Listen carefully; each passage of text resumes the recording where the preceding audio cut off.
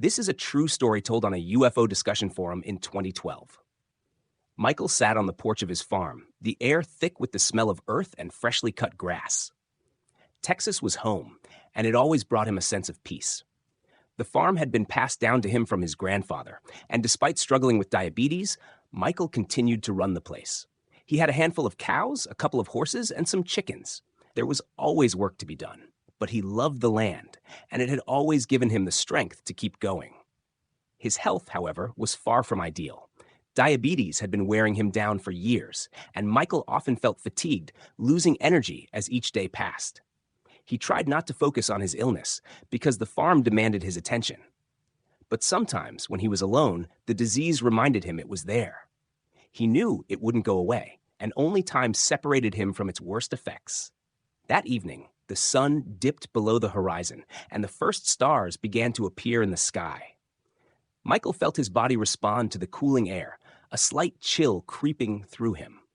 A light breeze stirred the grass, and his eyelids fluttered as exhaustion settled over him. At that moment, his neighbor, Rasmus, drove up. He lived on the neighboring farm and had been a friend of Michael's since their youth. Rasmus looked slightly agitated, like he always did when something was troubling him.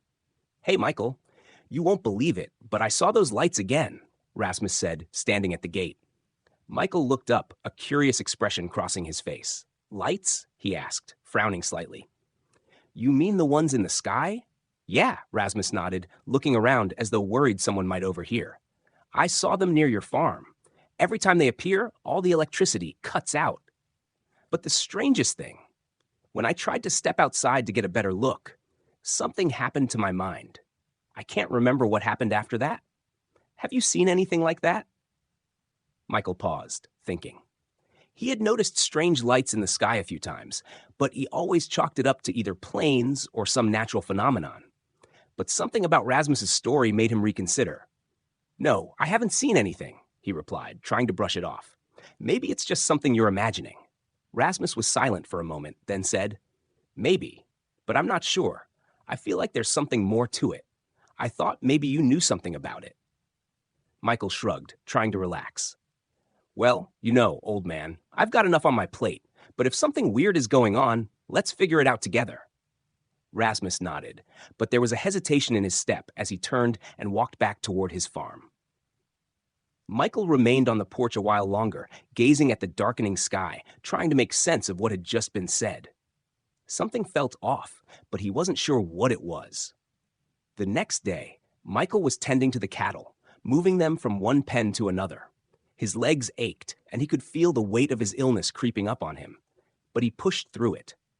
As he worked, he couldn't shake the conversation he'd had with Rasmus the night before. The thought of those strange lights lingered in his mind. Later that afternoon, as the sun was beginning to set again, Rasmus came by for another visit. This time, his face was pale, his eyes wide with concern. Michael looked up from his work and raised an eyebrow. "What's wrong now?" Michael asked, wiping the sweat from his brow with the back of his hand. Rasmus glanced around before stepping closer. "It's the livestock," he said, his voice low. "Last night, I woke up to find one of my cows missing. Just gone. And when I checked the others, another one was missing too. I thought maybe one of the gates was left open or something, but no, everything was locked. It's like they vanished." Michael felt a strange chill run through him. "You're sure? Are you sure no one took them?" "I'm sure," Rasmus replied, his hands shaking slightly. "I don't know how to explain it, but I'm starting to think it might have something to do with those lights. Every time I see them, something happens. I don't know what it is, but I think it's connected." Michael looked at Rasmus for a long moment, his face hardening as the pieces of the puzzle began to come together, even though he didn't quite understand it yet. "Did you check the rest of the farm? Maybe they wandered off somewhere." Rasmus nodded, but seemed distracted. "I did. I searched every inch of the place. They're gone, Michael. I thought maybe you'd taken them. With all the work on your farm, maybe you needed a few more cows." Michael shook his head. "I didn't take anything from you, Rasmus. You're welcome to check my farm if you don't believe me. I've got nothing to hide." Rasmus looked at him for a moment, his expression filled with doubt. "I don't know, Michael. It's all just so strange. Michael patted his shoulder. Go ahead, check, and let me know if you find anything unusual. I'll keep an eye out here, too. Rasmus nodded, still unsure, and turned to leave. But before he did, he paused, looking back over his shoulder. You know, this is the second time something's gone missing. It feels like whatever it is, it's watching us. Michael stood still for a moment, watching his neighbor walk back to his farm. His mind raced, trying to make sense of the bizarre events, but nothing seemed to add up. Still, the idea of strange lights and disappearing cattle was starting to make him uneasy. As nightfall approached, Michael couldn't help but feel like something was coming, something he wasn't ready for. The next morning, Michael awoke to the harsh Texas sunlight streaming through his window, the heat already setting in for another sweltering day. He rubbed his eyes, still feeling the weight of his conversation with Rasmus from the night before. The missing cattle lingered in his thoughts, gnawing at him as much as his illness did. There was something unsettling about the whole situation. Rasmus seemed genuinely afraid, and for good reason. He threw on a faded flannel shirt and grabbed his boots, heading out to the barn. His body ached as he moved, the diabetes making every step a reminder of just how fragile he felt. He hadn't felt this drained in a long time, but the thought of the farm's needs pushed him forward. He had responsibilities, and no matter how much his body screamed for rest, the land and the animals came first. As he was feeding the horses, a distant figure appeared in the haze of the morning heat. It was Rasmus, walking briskly toward him, his face a mixture of relief and confusion. Michael wiped his forehead and walked toward his neighbor, his boots crunching on the dry ground. "Hey, Michael," Rasmus called out as he neared. "You won't believe this." Michael raised an eyebrow. "What now?" Rasmus stopped in front of him, a nervous smile on his face. "My cows, they're back." Michael blinked. "What do you mean, they're back? You're saying they just showed up?" Rasmus nodded vigorously. "Yeah, last night after I went back to the house, I checked the pasture one last time, and there they were, every single one of them. But there's something strange about it." Michael felt a chill creep down his spine. "What do you mean, strange?" Rasmus hesitated before answering. "I checked them over like any good farmer does, right? But when I went to look at each of them, I saw something. 2 small holes, just below the shoulder on every one of them, almost like they'd been punctured by something, like needles. And the strange part, none of them seemed shaken or scared. They were calm, too calm, like nothing had happened." Michael's stomach turned. He hadn't heard of anything like this before, and Rasmus wasn't the kind of person to make things up. His mind raced as he tried to process what was being said. 2 puncture marks? He repeated slowly, his voice almost a whisper. What in the world could have done that? Rasmus shook his head. "I don't know. I'm not a vet, but it's not like anything I've ever seen. They were all in perfect condition, like they hadn't been gone at all. But those marks, they don't look natural." Michael felt his hands tremble slightly. The idea of some wild animal or even another human being responsible for the missing cows seemed far-fetched. But this was different. This felt unnatural. "Maybe you should check with the vet," Michael suggested. "Get a second opinion. If they've been marked or harmed in some way, you need to know what's going on." Rasmus looked down at the ground for a moment, then looked back up at Michael, his eyes wide with concern. "I thought of that, but I'm starting to think this. This might be connected to those lights. I've seen them again, right before the cows came back. Same as before.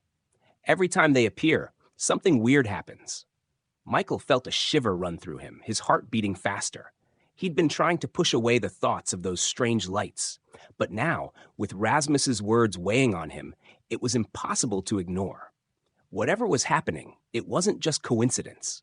Before Michael could respond, Rasmus turned and glanced toward the horizon, as if searching for something in the air. "You know," Rasmus continued, his voice low, "I've been thinking. I've seen those lights at least 4 times now, and every time they show up, it's like something changes. I start to feel dizzy, like my mind's foggy, and I can't remember what happens next. It's like I'm not myself when they're around, but I don't know why." Michael nodded slowly, the weight of Rasmus's words pressing down on him. He had been feeling that same fogginess when he saw the lights, too. His memory was blurry, his body weak, as though someone, was slowly draining him of his strength. "You're not imagining it," Michael said quietly, his voice steady despite the rising unease inside him. "I've felt the same thing. The lights, the dizziness. I don't know what's going on, but I think we're dealing with something. Something we don't understand." Rasmus looked at Michael, his eyes filled with a mix of fear and determination. "I think it's time we figure out what these lights are, before anything worse happens." Michael didn't have an answer, but he knew one thing for certain. Things were starting to spiral out of control, and there was no going back now. As the two of them stood in silence, the wind began to pick up, rustling the dry grass and carrying with it an unsettling sense of something waiting. For what, neither of them knew. But deep down, Michael felt it. The storm was coming, and it would change everything. The sun was beginning its descent when Michael and Rasmus found themselves standing together at the edge of the pasture, their eyes scanning the open land. There was an odd quietness about the place, an unnatural stillness that seemed to hold its breath. The usual sounds of rustling leaves and distant birds had faded, replaced by an eerie silence that made Michael's skin crawl. Rasmus shifted uncomfortably, glancing around every few seconds, his gaze darting from the distant trees to the vast sky. "I don't like this, Michael," he muttered, his voice tense. "I've never felt this way before, not even when I was out here alone during the storms." Michael didn't respond right away. His attention was fixed on the horizon, where dark clouds were beginning to gather, though the air was unusually calm for a coming storm. Something wasn't right. The hair on the back of his neck stood up.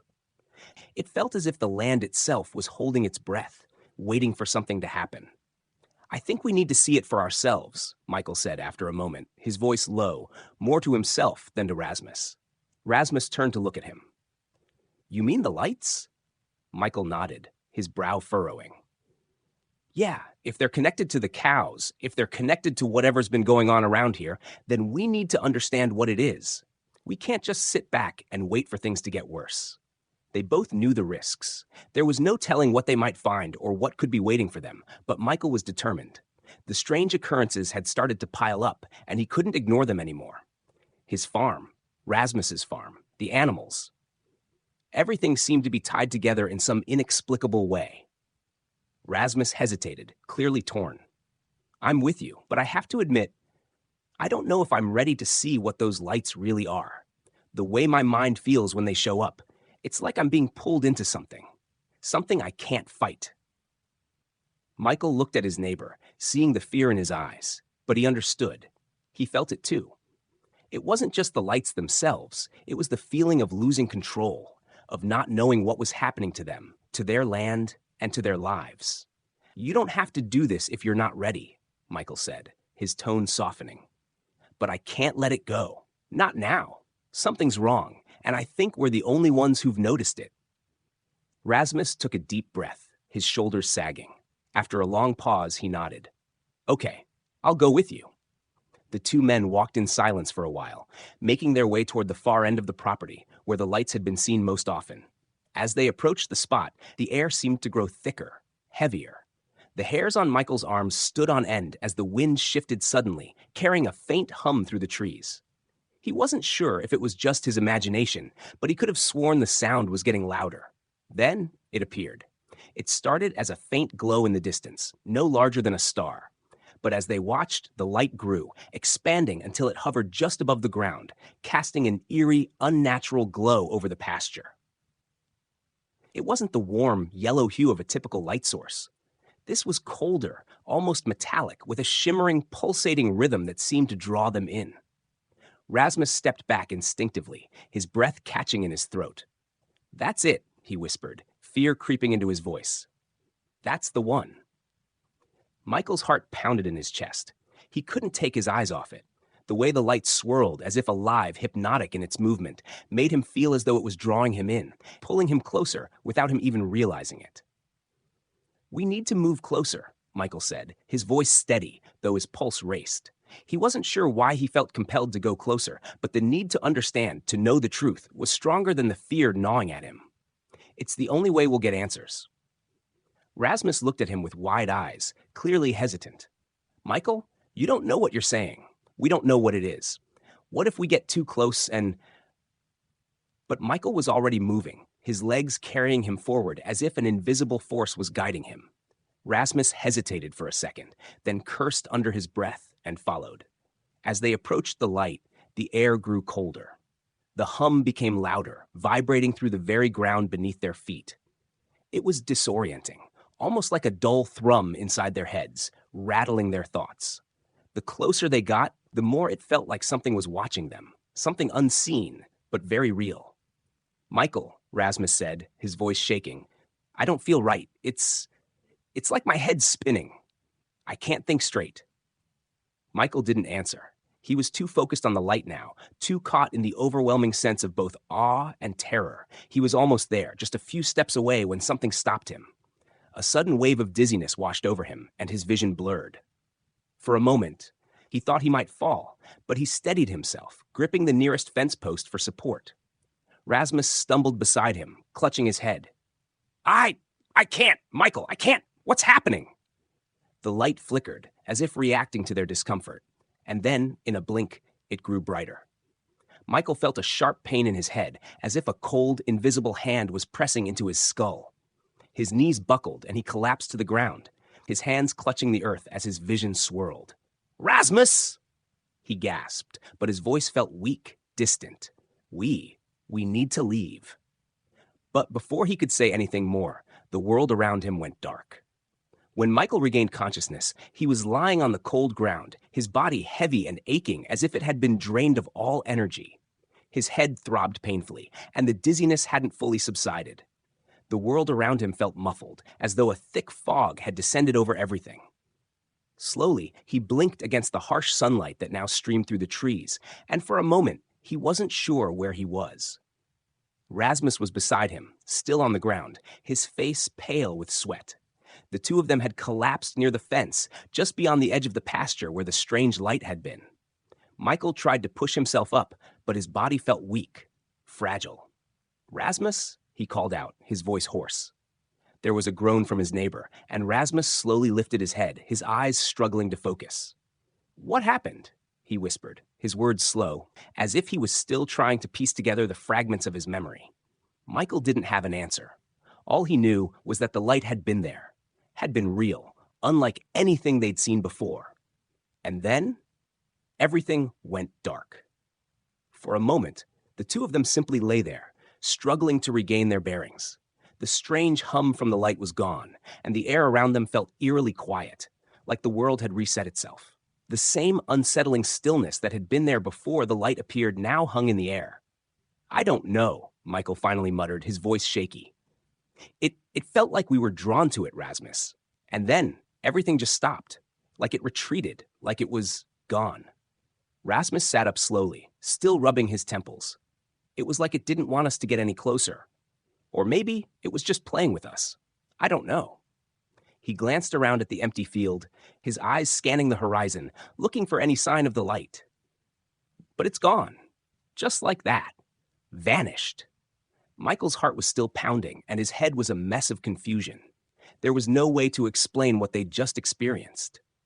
The sensation of the light's pull, the dizziness, the way time seemed to bend when they got close, none of it made sense. And yet somehow, both of them knew it wasn't over. The strange force that had gripped them wasn't gone forever. It was just waiting. "We need to get back to the house," Michael said, pushing himself to his feet with Rasmus's help. His legs felt unsteady, but he managed to find his balance. Rasmus didn't argue. "Yeah, we should. We need to think about this." They made their way back to Michael's house in silence, each man lost in their own thoughts.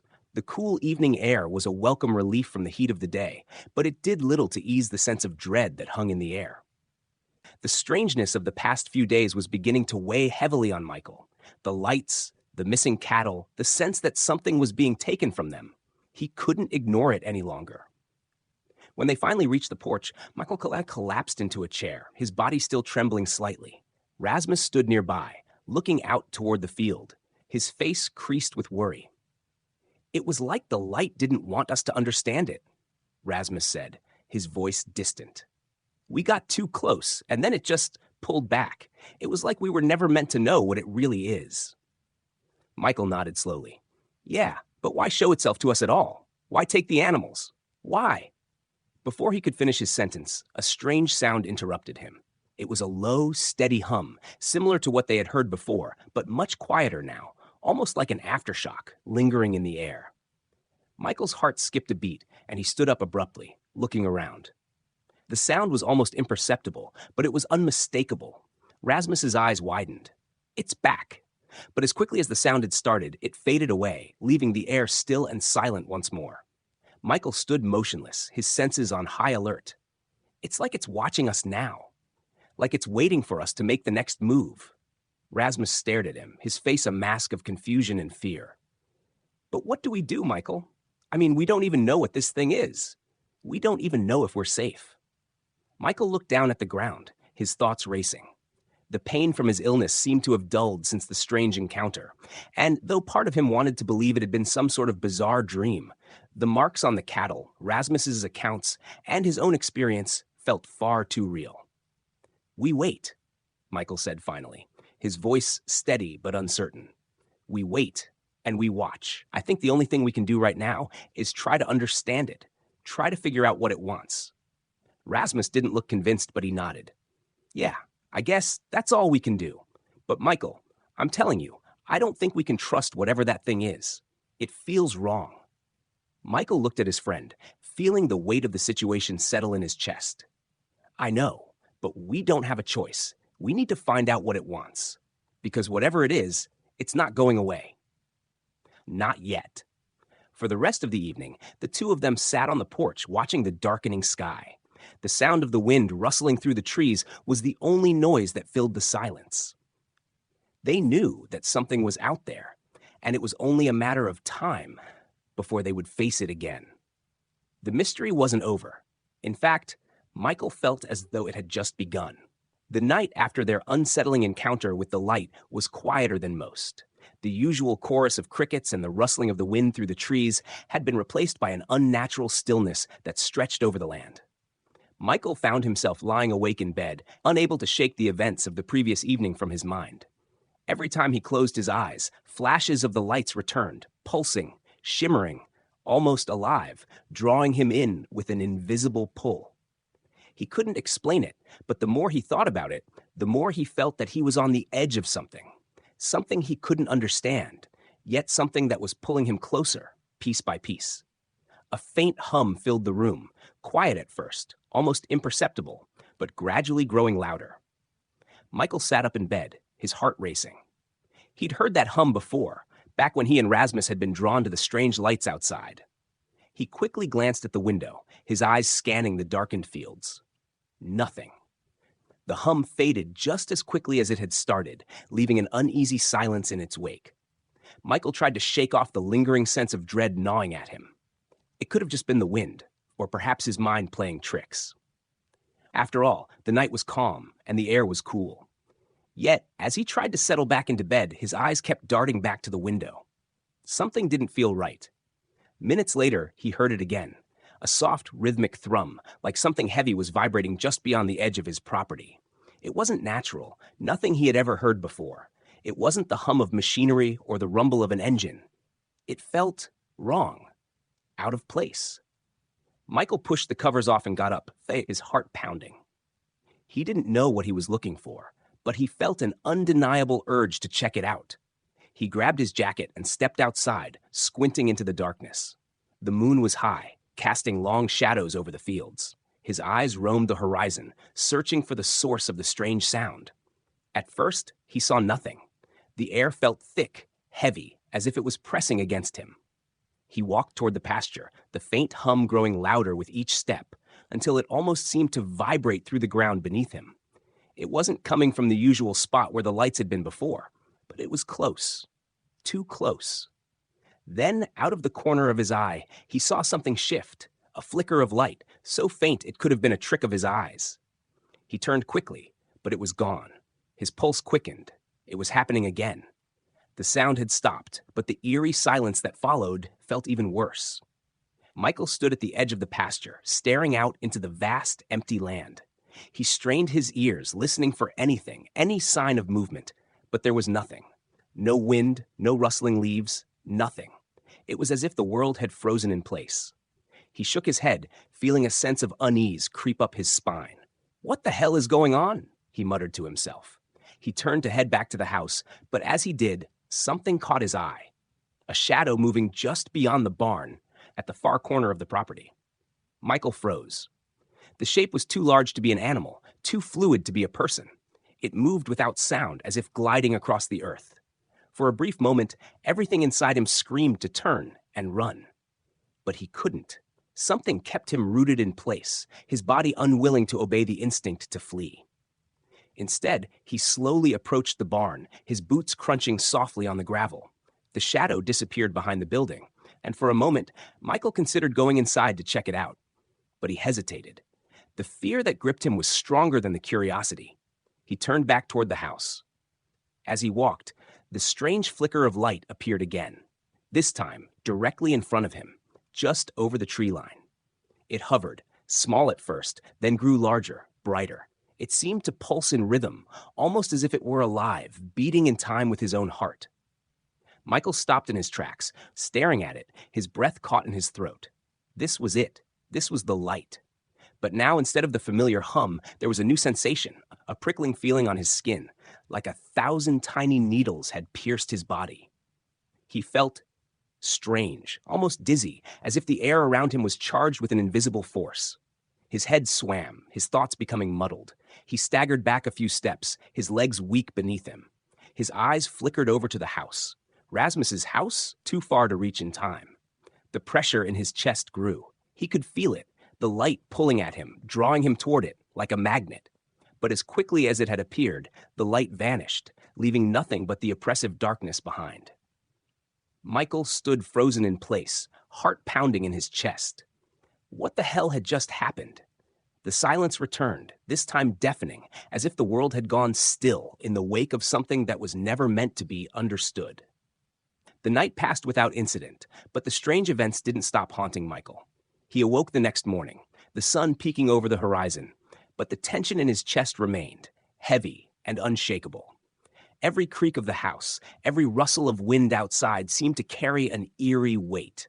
He stumbled through his morning routine, the fatigue from the previous night still lingering in his bones. As he stepped outside to check on the livestock, he noticed something that sent a chill down his spine.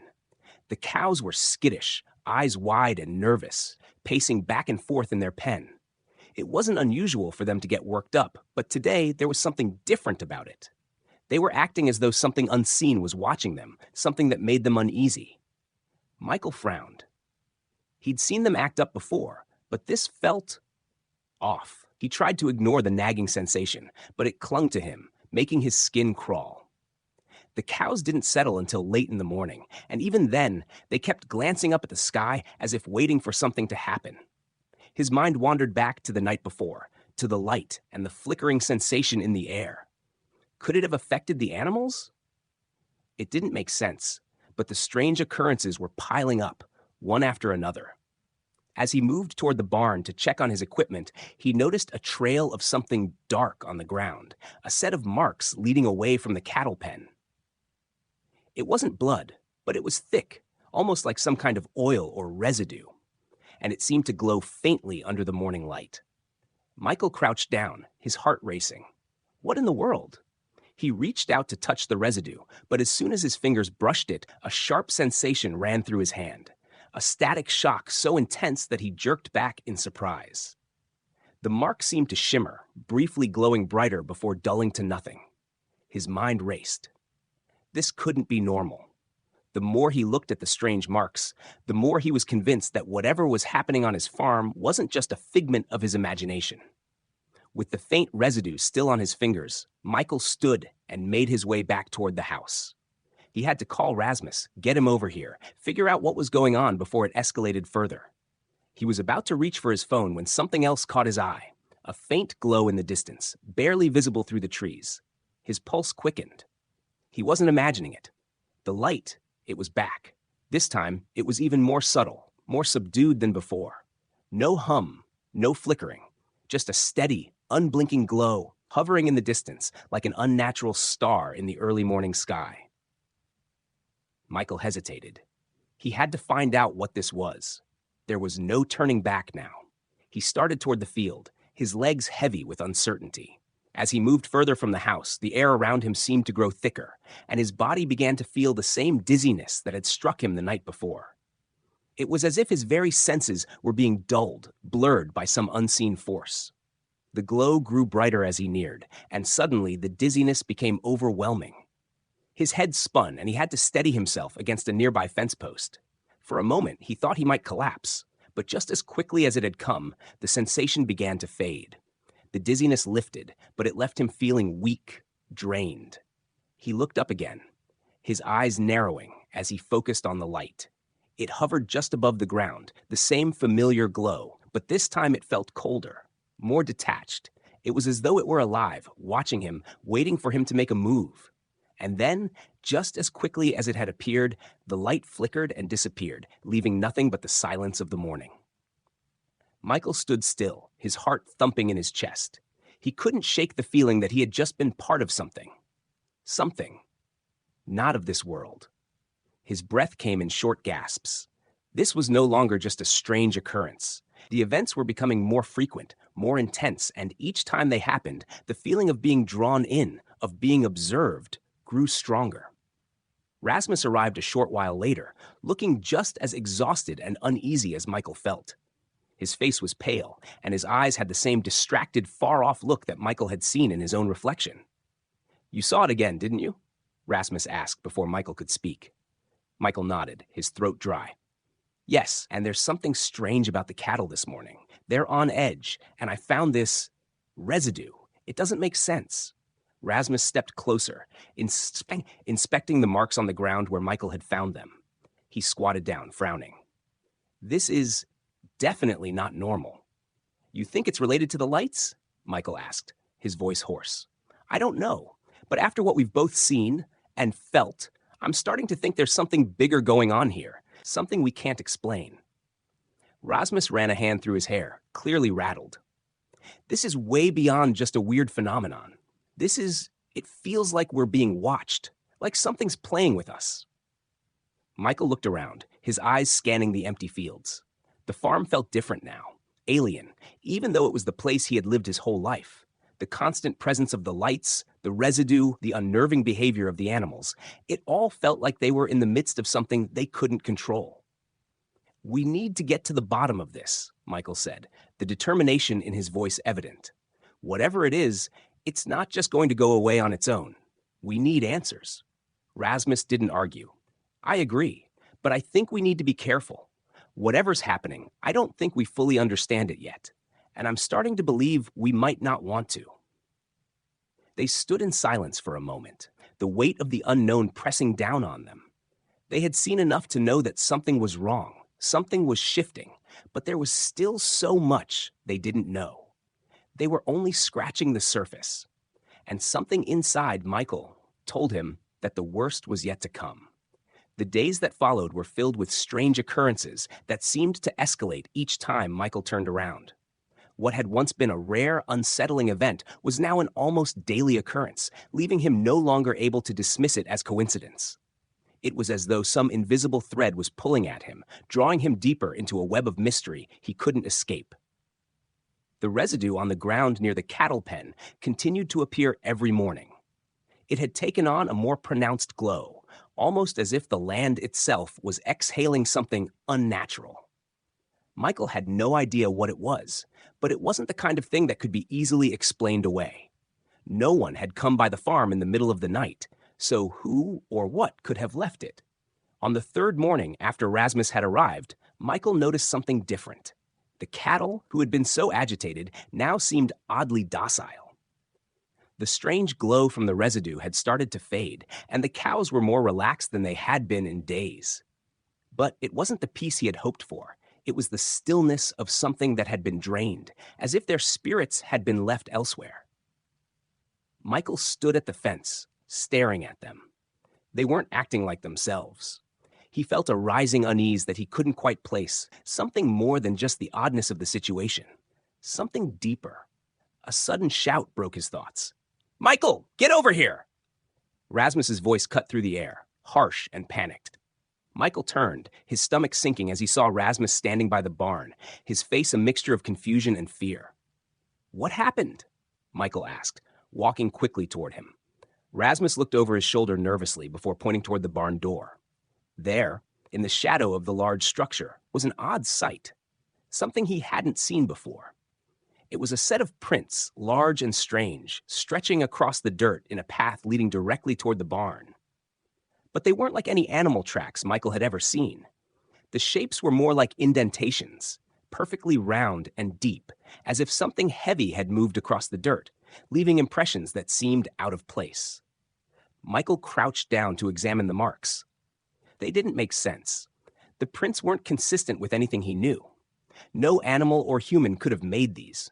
They were perfectly spaced, like they had been made by something that walked with a purpose, not like an animal that wandered aimlessly. "They were here," Rasmus muttered. "Whatever's causing all this, it came back last night. And now this. I don't like it." Michael stood slowly, a cold sensation crawling up his spine. The residue from before had been one thing, but these tracks were something else entirely. "I don't know what's going on, Rasmus," Michael said, his voice tight with the weight of uncertainty. "But I'm starting to think we're not dealing with anything natural here. The lights, the tracks, it's like they're trying to tell us something." Rasmus nodded, his expression grim. "I don't know what, but whatever it is, it's not friendly. I've been feeling it too, like we're being pushed towards something. Like we're supposed to find it, but I don't know what that is." The unease between them was palpable. They had both seen the strange lights, the flickering disturbances in the air, and now this, something tangible, yet impossible to explain. Over the next few days, Michael's sense of being watched only grew stronger. It wasn't just the unusual events. It was as if the land itself was shifting, responding to something hidden beneath the surface. He began to notice more details, things he hadn't paid attention to before. The way the air felt heavier at night, the silence that hung around the farm, as if all sound was being swallowed up by some unseen presence. It wasn't long before Michael began to feel that his body was no longer quite his own. Every now and then, a strange dizziness would overtake him, his thoughts becoming cloudy as if something were interfering with his mind. He would see flashes of light, not unlike the ones Rasmus had mentioned, but they were only brief, only glimpses. Still, they felt wrong, distorted, as though the air itself was bending around them. On the 5th night after the prince had appeared, Michael was again woken by that same low hum. He sat up in bed, rubbing his eyes, trying to shake off the heaviness that clung to him. The room was dark, but outside there was a faint glow coming from the direction of the cattle pen. He grabbed his jacket and rushed outside, heart pounding in his chest. As he approached the pen, the glow intensified, growing larger and brighter with each step. It was happening again. The sensation, the pull, was unmistakable. This time, there was no mistaking it. The lights weren't just a figment of his imagination. They were real, and they were coming for him. Michael moved closer to the source of the light, drawn in by something he couldn't understand.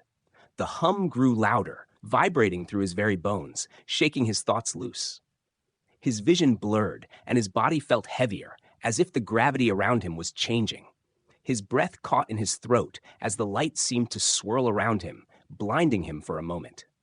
When his vision cleared, he was standing in the middle of the field, the glow now so bright it lit up the entire area.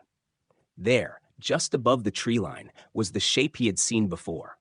It was an enormous spherical light, pulsating like a heartbeat, hanging in the air like something not of this world.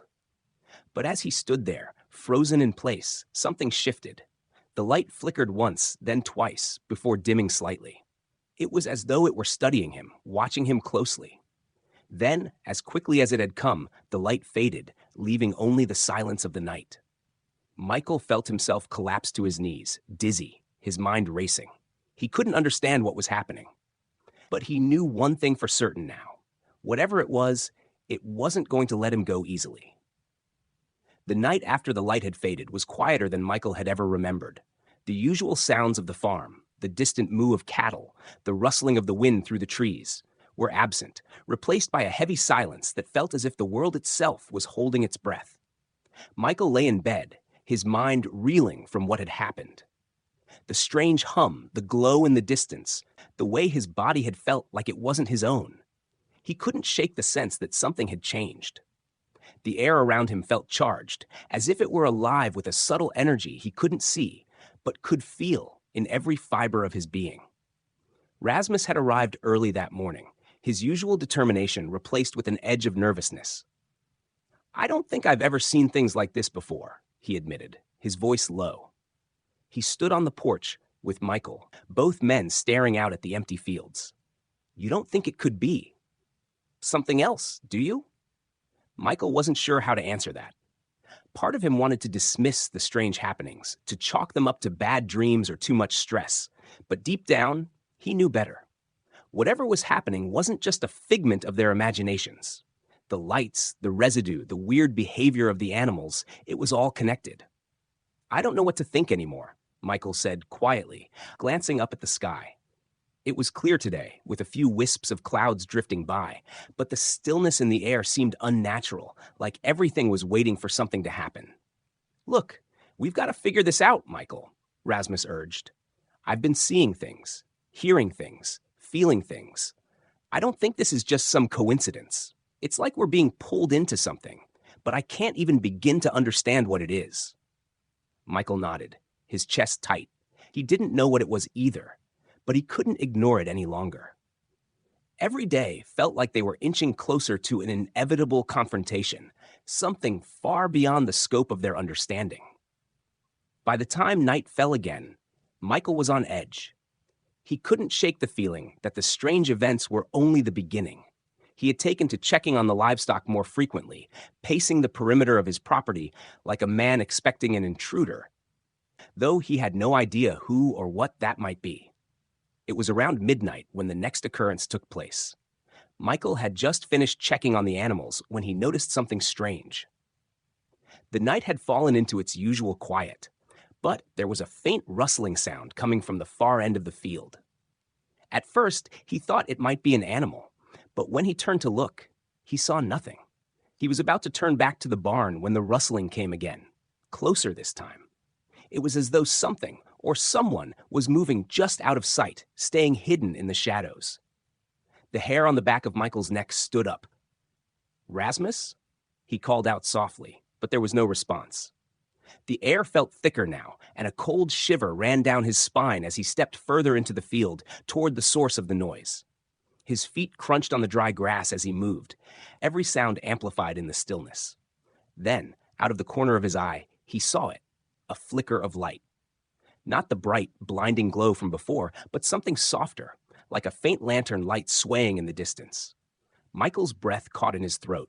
He was no longer imagining things. The flicker moved, a subtle undulation in the air, like it was alive, conscious. It seemed to follow him, tracking his movements, drawing him further away from the safety of the house and toward the center of the field.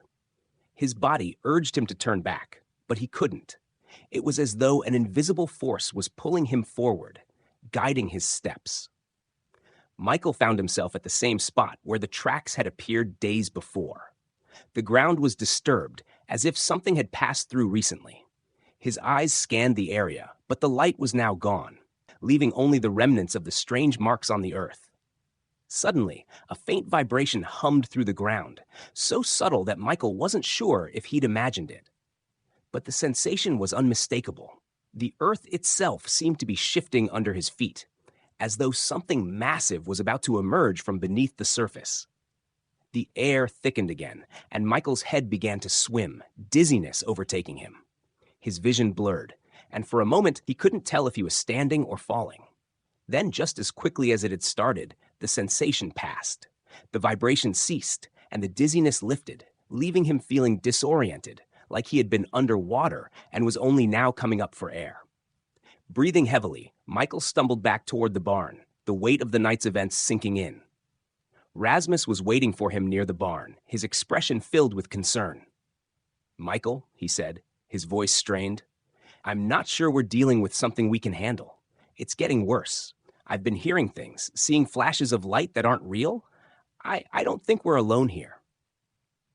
Michael could barely respond, his thoughts spinning in all directions. Whatever was happening, It was no longer a matter of coincidence. It was a force, one he had no control over, and one that was intent on drawing them in closer and closer until they couldn't escape. It's only going to get worse, Michael said softly, his voice shaking slightly as he spoke the words aloud. And I don't think we can stop it. The farm, once a place of hard work and routine, had become something else entirely, an alien landscape filled with strange happenings and growing unease. And as much as Michael wanted to deny it, deep down, he knew that something beyond their understanding was at work, something that would change their lives forever. The end of part 1.